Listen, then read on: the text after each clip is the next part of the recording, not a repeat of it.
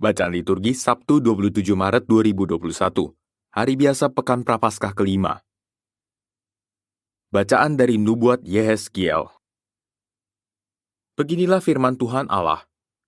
Sungguh, aku menjemput orang Israel dari tengah bangsa-bangsa kemana mereka pergi. Aku akan mengumpulkan mereka dari segala penjuru dan akan membawa mereka ke tanah mereka. Aku akan menjadikan mereka satu bangsa di tanah mereka, di atas gunung-gunung Israel, dan satu orang raja memerintah mereka seluruhnya. Mereka tidak lagi menjadi dua bangsa, dan tidak lagi terbagi menjadi dua kerajaan. Mereka tidak lagi menajiskan dirinya dengan berhala-berhala atau dewa-dewa mereka yang menjijikan, atau dengan semua pelanggaran mereka. Tetapi aku akan melepaskan mereka dari segala penyelewengan mereka, dengan mana mereka berbuat dosa. Aku akan mentahirkan mereka sehingga mereka akan menjadi umatku, dan aku akan menjadi Allahnya. Maka hambaku Daud akan menjadi rajanya dan mereka semuanya akan mempunyai satu gembala. Mereka akan hidup menurut peraturan-peraturanku dan melakukan ketetapan-ketetapanku dengan setia. Mereka akan tinggal di tanah yang kuberikan kepada hambaku Yakub, di mana nenek moyang mereka tinggal. Sungguh, mereka, anak-anak mereka, maupun cucu cicit mereka akan tinggal di sana untuk selama-lamanya. Dan hambaku Daud menjadi raja mereka untuk selama-lamanya. Aku akan mengadakan perjanjian damai dengan mereka, dan itu akan menjadi perjanjian yang kekal dengan mereka.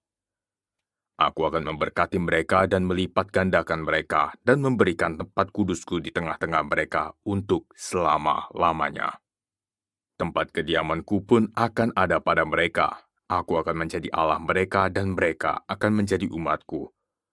Maka bangsa-bangsa akan mengetahui bahwa aku, Tuhan, menguduskan Israel pada waktu tempat kudusku berada di tengah-tengah mereka untuk selama-lamanya. Demikianlah sabda Tuhan, syukur kepada Allah. Mazmur tanggapan. Tuhan Allah menjaga kita seperti gembala menjaga kawanan dombanya. Tuhan Allah menjaga kita seperti gembala menjaga kawanan dombanya. Dengarlah firman Tuhan, hai bangsa-bangsa. Beritahukanlah itu di tanah-tanah pesisir yang jauh. Katakanlah, Dia yang telah menyerahkan Israel akan mengumpulkannya kembali dan menjaganya seperti gembala terhadap kawanan dombanya. Tuhan Allah menjaga kita seperti gembala menjaga kawanan dombanya. Sebab Tuhan telah membebaskan Yakub, telah menebusnya dari tangan orang yang lebih kuat daripadanya. Mereka akan datang bersorak-sorak di atas bukit Sion. Muka mereka akan berseri-seri karena kebajikan Tuhan.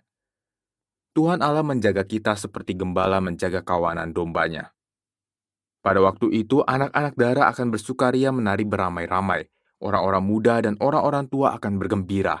Aku akan mengubah perkabungan mereka menjadi kegirangan, akan menghibur dan menyukakan mereka sesudah kedukaan. Tuhan Allah menjaga kita seperti gembala menjaga kawanan dombanya.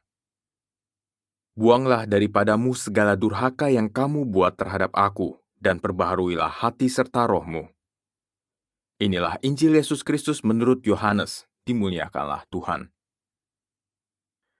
Banyak di antara orang-orang Yahudi yang datang melawat Maria, dan yang menyaksikan sendiri apa yang telah dibuat Yesus terhadap Lazarus, percaya kepadanya. Tetapi ada yang pergi kepada orang-orang Farisi dan menceritakan kepada mereka apa yang telah dibuat Yesus itu.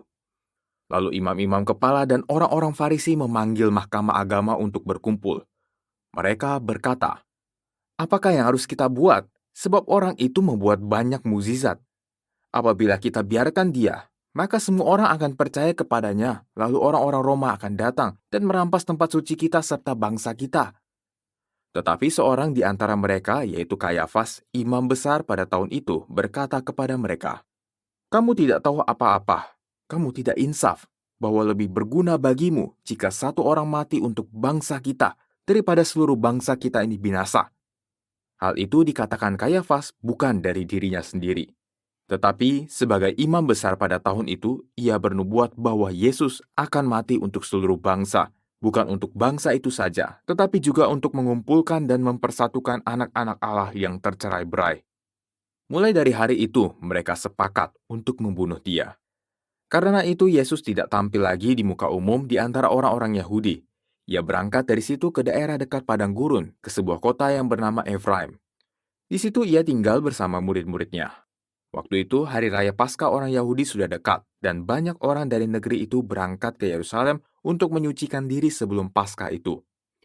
Mereka mencari Yesus dan sambil berdiri di dalam bait Allah, mereka berkata seorang kepada yang lain, "Bagaimana pendapatmu? Akan datang jugakah ia ke pesta?" Demikianlah Injil Tuhan. Terpujilah Kristus.